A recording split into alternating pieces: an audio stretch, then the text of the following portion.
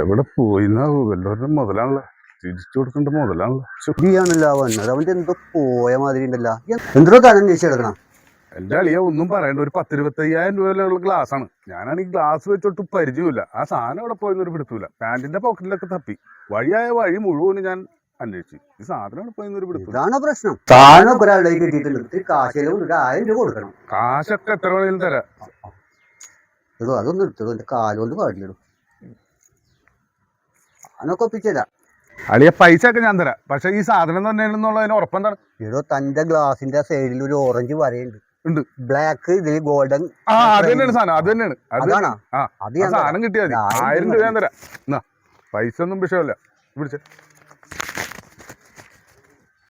പൈസയൊക്കെ വാങ്ങിച്ചില്ല. ഞാൻ ആളെയൊക്കെ പറഞ്ഞ ആളെ പറഞ്ഞാൽ നീ അവനെ തല്ലും, കുറച്ച് കഴിഞ്ഞാൽ നീ എന്നെയും തല്ലും. അതുകൊണ്ട് നീ അങ്ങോട്ട് നേരെ നടന്നു. ഞാൻ പറയാം, പൈസയും വാങ്ങിച്ചുകൊണ്ടെങ്കിൽ വീട്ടിലോട്ട് പോയാൽ വീട്ടിലോട്ട് വരോട്ടെ.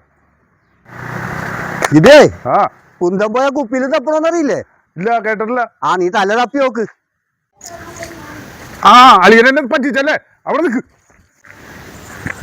ആദ്യം നീ നിന്നെ തല്ലി, എന്നിട്ട് എന്നെ തല്ലടാ.